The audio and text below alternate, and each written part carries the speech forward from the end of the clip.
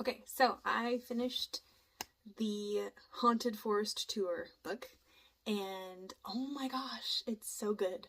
So overall, I give it like 5 out of 5 stars.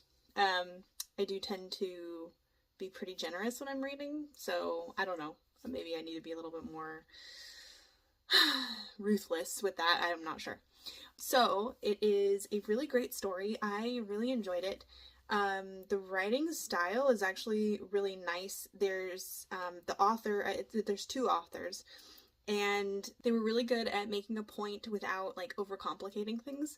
And I really enjoy that. And I also, as a writer myself, am trying to learn more of like how to do that because I do tend to over explain, I feel like, when I'm writing. So I'm trying to learn to be a little bit more concise and just keep the basic details without losing some of the flair, I guess.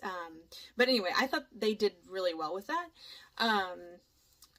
Obviously, it's just my opinion. I have no idea what anybody else thinks because I haven't read other reviews on this book yet. But overall, that I really liked that. Each section is kind of told from like a different perspective. It's not first person, but it's obvious that it's told in like that character's like voice.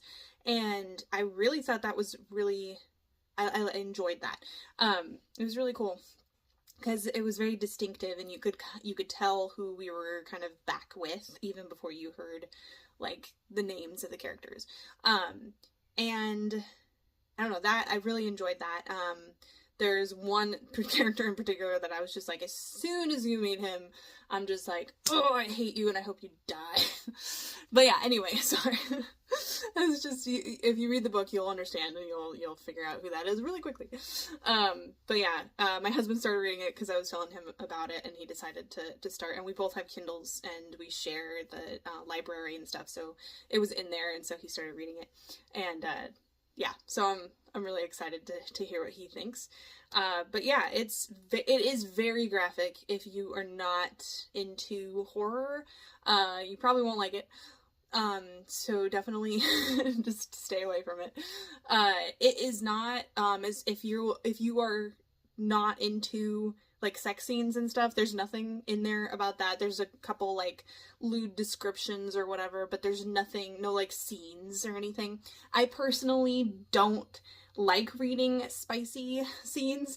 I just skip them. So like I don't necessarily avoid books because of it, but I'll just like skim over it. Make sure I don't like miss any important details, and then just, yeah.